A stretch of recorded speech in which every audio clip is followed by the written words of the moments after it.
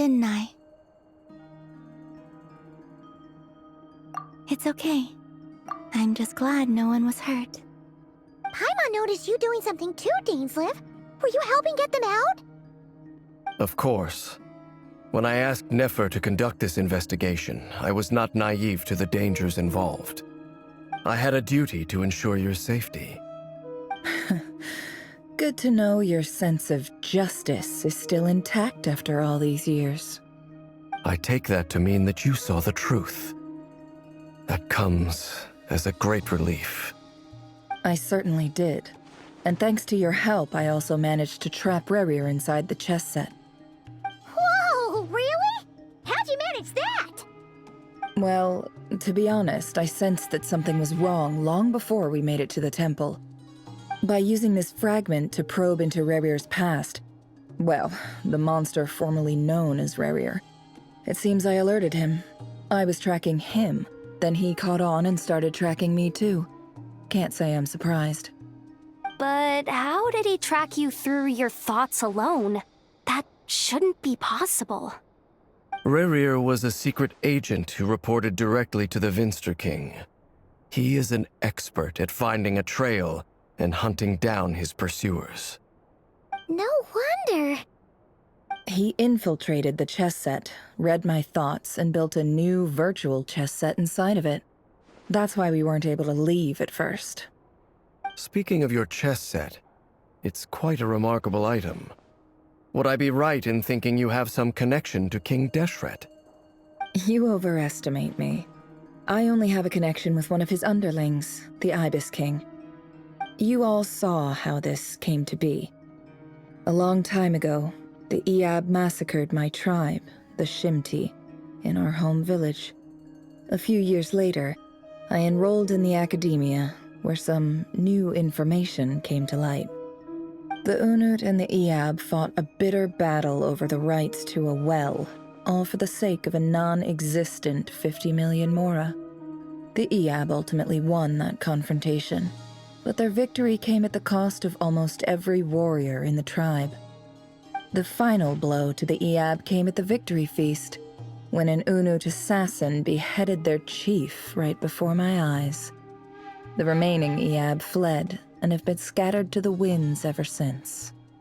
Having gotten my revenge, I returned to my hometown, where to my surprise, the nearby temple was still standing. There it was, seemingly immune to the relentless hostility of the desert, while my tribal home lay in ruins.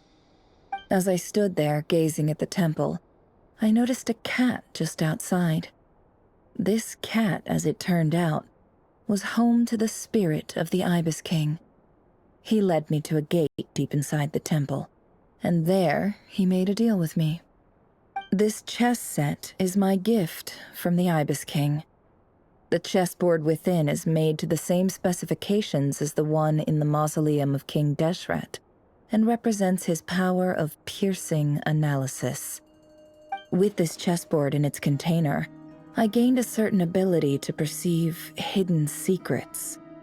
Now, you could conclude that the Ibis King simply wanted to give the people of this world the power to seek the truth, but I don't believe that's the full story. Every god plays favorites. Their hearts are as fickle as any humans, full of secrets, perversions, egotistical tendencies. But precious few gods are willing to admit this. It is the same with all powerful forces, including fate itself. Their gaze falls preferentially upon a select few.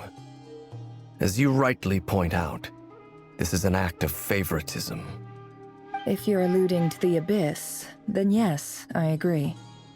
Gather the others. It's time to share everything I've learned.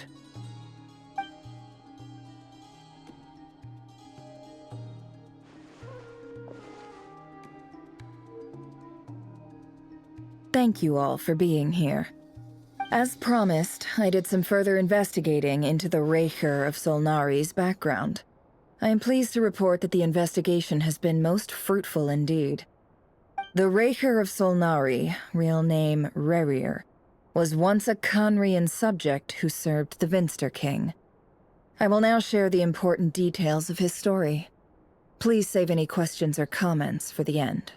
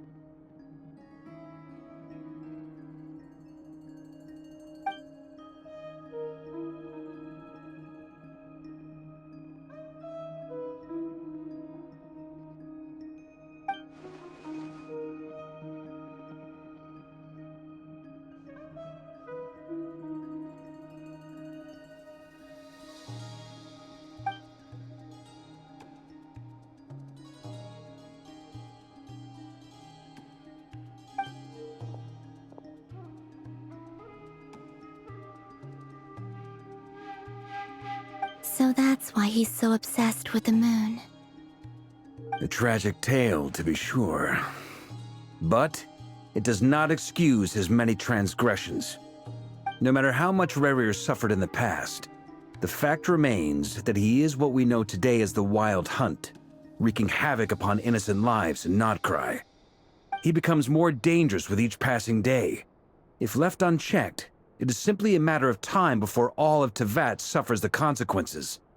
This is a threat that the Knights of Favonius cannot ignore. A question for Miss Columbina.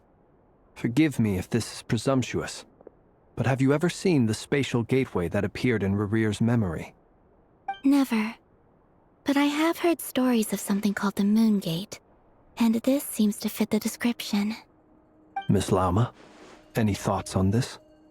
In the lore of the Frost Moon Scions, the moon is believed to hold many secrets. Some sources speak of ancient knowledge, others of a gateway to the unknown. The term Moon Gate is one I have heard before, but as is the case with all of our legends, there are no records of any first-hand witnesses. We cannot know whether it truly exists. Then back to Miss Columbina. As a moon goddess yourself, do you have some idea of where the Moon Gate leads to? Not at this stage, sorry. I do hold the power of the Frost Moon, and my strength is recovering well. I can sense that the gate would open at my command, but... But there's more to the power of the Frost Moon than that? Yes. A moon goddess has the right to open the Moon Gate, since it is a path to the moon. But as never mentioned, holding open a spatial gateway takes a huge amount of power. And right now, I need to conserve my energy to fight the Rerir of Solnari. I'm afraid this is one mystery we may have to leave unsolved for now. I agree. Better to save your strength. But if you'll humor me for a moment, I have a bold conjecture of my own regarding the world beyond the gateway. I highly suspect that neither Tholindis nor Rerir made it through unscathed.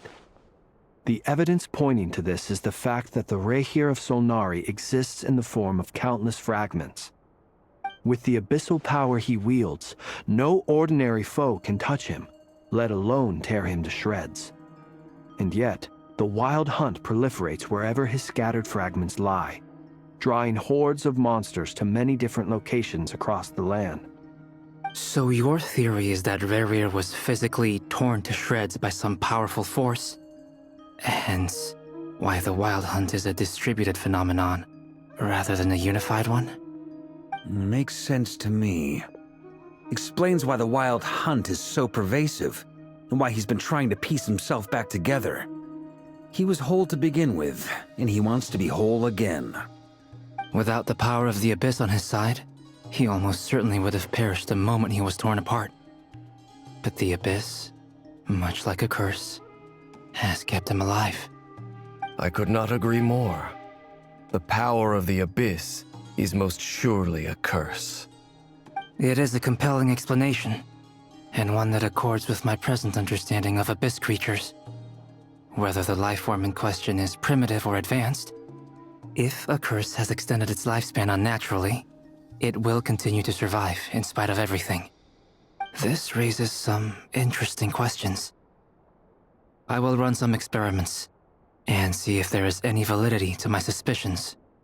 That being said, regardless of whether my research bears fruit, I would like to thank Miss Nefer for conducting such a thorough investigation. Already, it has greatly enriched my understanding of the entity we face. My pleasure, Mr. Albedo. I too hope that the information I have shared today proves useful as we look to formulate the next stage of our plan. Hey! What is it, Dainsleif? You look really upset! It's just... when I think of the man I once knew as Rerir, I struggle to understand why things had to turn out like this.